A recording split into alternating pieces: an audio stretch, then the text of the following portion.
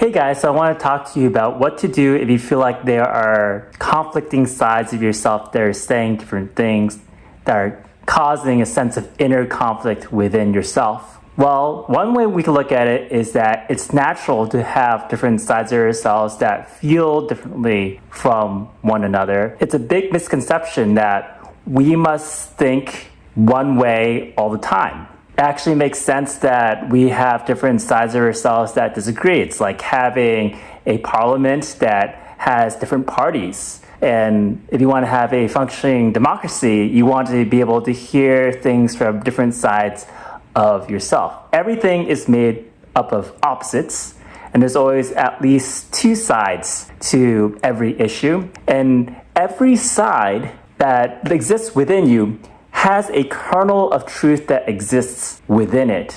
So it's important for us to be able to recognize and honor it, even if we don't see it right away. So one of the main dialectics, I mean there's two sides of something. One of the main dialectics that we encounter as human beings is between acceptance of ourselves and change. So one side of us says, I must accept myself for who I am, and the other side says, I must improve and change. And it seems like these two completely contradict with one another, and they cannot be compatible at all. Either I can't accept myself because I could do better, or I can't do better because I got to accept myself. But perhaps both things could be true. I can accept myself and I can do better as well. There actually is this really great psychotherapist who has resolved this dialectical dilemma, and his name is Carl Rogers. I like to make references to him. He found that when clients can begin to accept themselves, they are much more in a position where they're capable of making changes in their life. So on the surface, it seems that accepting oneself and improving, doing better are two opposite things, but that is not the case at all. I found that in my own experience working with clients, the more the clients are able to unconditionally accept themselves, that gives them the ability to make changes in their lives.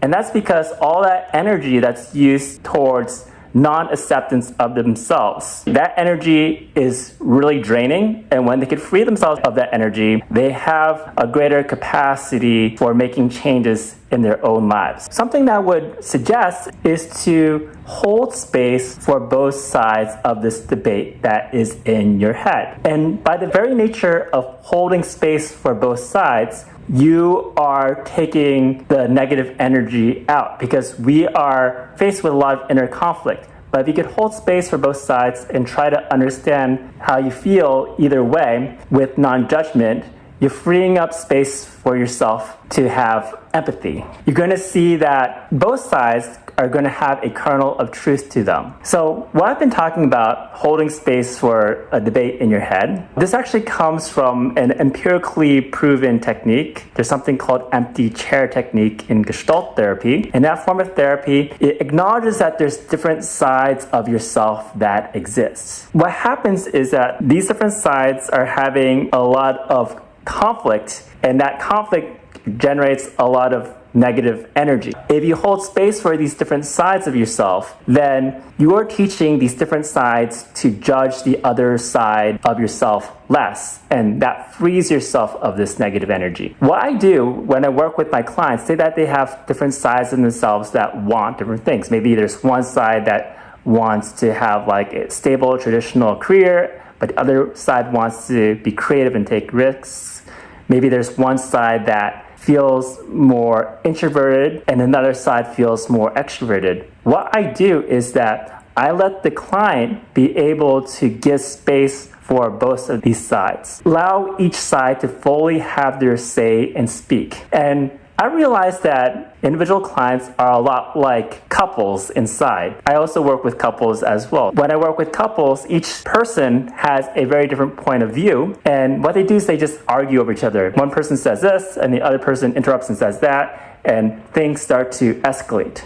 But if you allow each side to fully have their say while the other side listens and tries to understand, that causes more empathy and understanding, and that lowers the temperature in a room. And I realized that this is true within the person as well. What I do is I allow each side of the client to fully have their say, and when they do so, they could see the validity of both sides of themselves if they could allow each side to fully express themselves. And when they're able to do that, they're able to come to a reasonable compromise between those two sides that makes sense to them.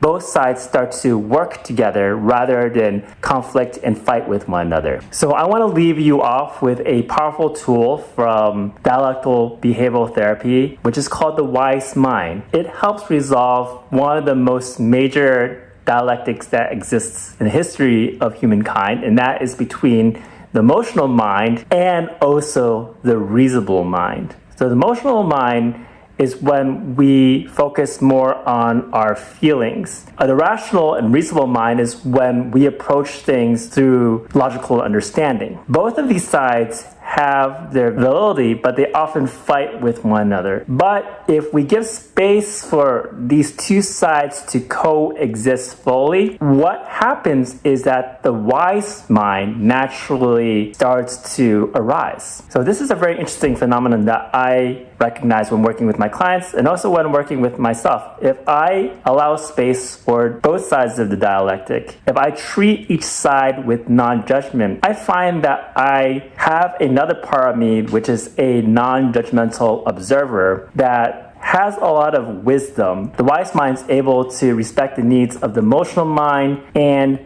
the reasonable mind, bring those two sides together into a meaningful whole. I wrote an article about this called Coming to Peace with Conflicting Sides of Yourself, and it presents this knowledge from a different light. It helps you to deepen the knowledge that you have found here. If you're interested in reading it, I have a link to it down in the description box below. So if you like this video, something you do to support my work is to be able to click like, subscribe, and also leave a comment down below. Thank you so much for watching.